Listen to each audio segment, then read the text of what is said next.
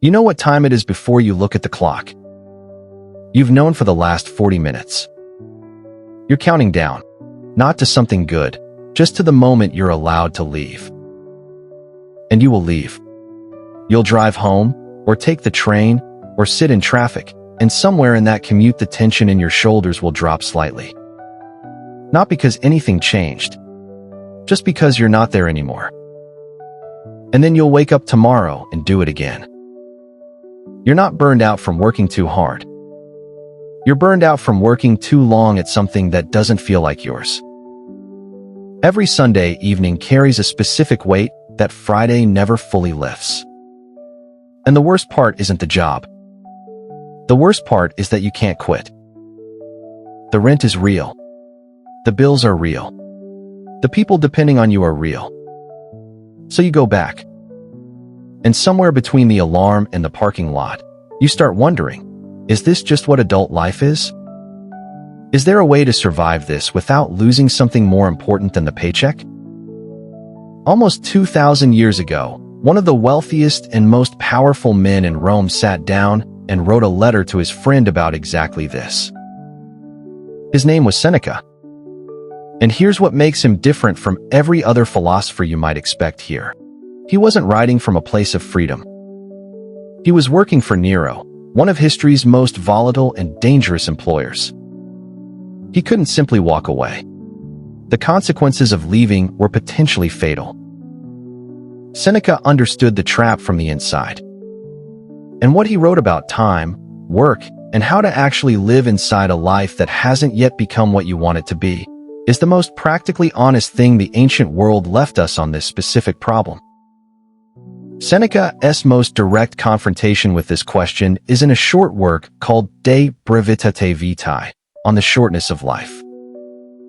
He wrote it around 49 AD, addressed to his father-in-law who was running an important government department and couldn't step away from it. The argument Seneca opens with sounds counterintuitive. He says, "We don't have too little time. We have plenty of it. What we have is a time management problem of a different kind, not hours, but attention." He writes that life is long enough for anyone who uses it well. The problem is that most people don't live their hours. They let their hours be occupied by things, obligations, other people's demands, work that serves someone else's purpose, until one day they look back and realize they were busy the entire time and present for almost none of it. He writes, and this is in De Brevitate Vitae, chapter 2, that people who are perpetually occupied are the ones most absent from their own lives. Not the idle, the busy. Then there's letter 1 from his letters to Lucilius, a collection he wrote late in life, in retirement, after he'd finally been allowed to step back. He opens the very first letter with a single line that translates roughly as, "Claim yourself for yourself." Not quit your job. Not wait until conditions are perfect. Claim yourself, meaning the part of you that thinks, reads, reflects, builds, creates, regardless of what the workday demanded. He writes that time is the one thing that belongs to you completely, and most people give it away without even noticing. He's not talking about a weekend hobby. He's talking about a deliberate daily practice of being present in your own life, even while the job continues. He's not saying the job is fine. He's not saying be grateful. He's saying something more precise and more useful than either of those things. The hours outside the job are yours. And most people spend them recovering from the job instead of living. Think about what you actually do with the time between leaving work and going to sleep. If you're honest about it, most of it is decompression. Scrolling. Watching something that doesn't require anything. Which makes sense. You're tired.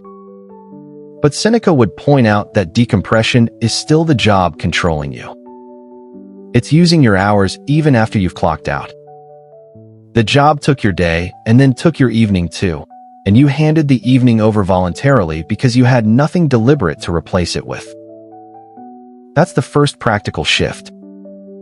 1 hour, not 3, not a lifestyle overhaul. 1 hour in the evening that belongs entirely to something you're building or learning or thinking about for your own reasons. Not for the job. Not for anyone else. 1 hour where you are the owner of what you're doing. Seneca calls this reclaiming time.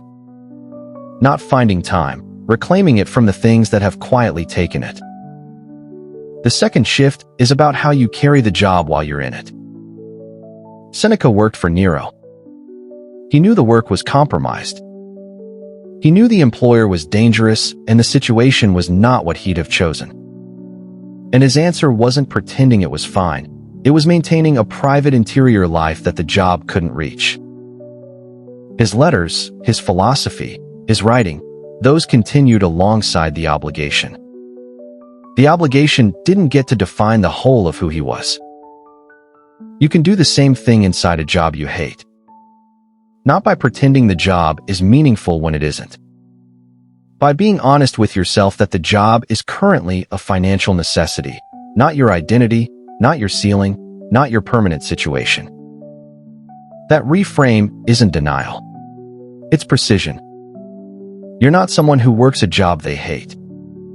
You're someone who is currently in a job they hate while building towards something else.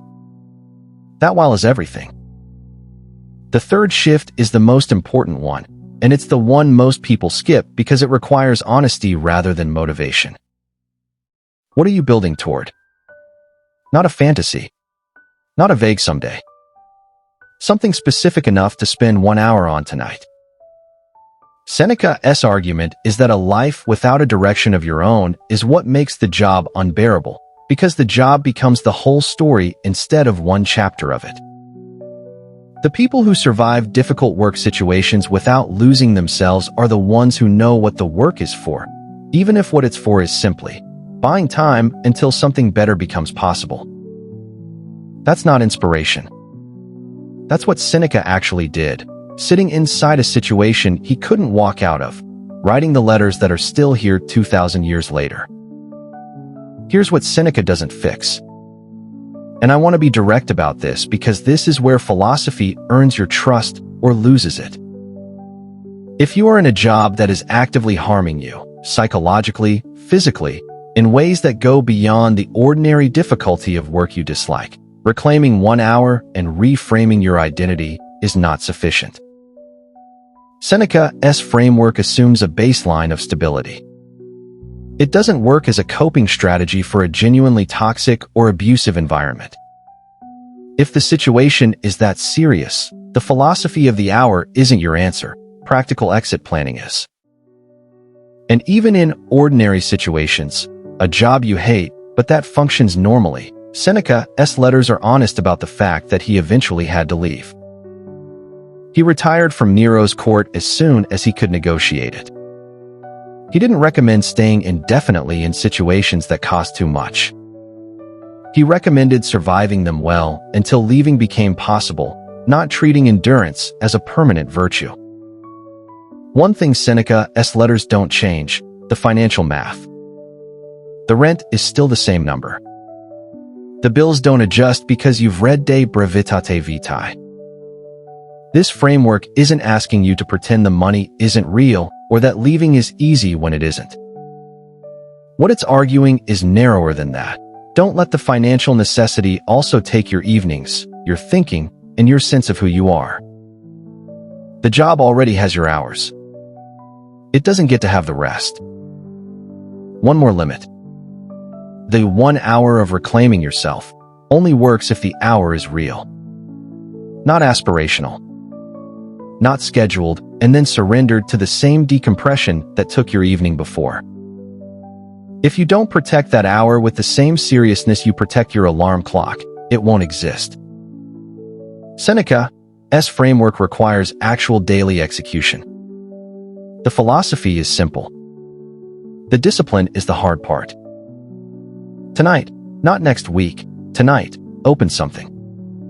A notebook. A document. A browser tab pointed at something you've been meaning to learn. One thing that is yours and no one else's, not related to the job, not in service of anyone else's project. Give it 1 hour. Set a timer if you need to. You're not doing this to feel better about the job. You're doing it because Seneca was right. The hours you claim for yourself are the only ones that compound into something. The job's hours belong to someone else by definition. These ones don't. 1 hour. Tonight. That's the response. Tomorrow morning the alarm will go off. You'll go back. But tonight is still yours, if you decide it is. That's what Seneca spent his career trying to say. Not that the job doesn't matter. Not that the money isn't real. Just that the life happening in the hours around the job is the one that will actually count when you look back. Claim it. Starting tonight.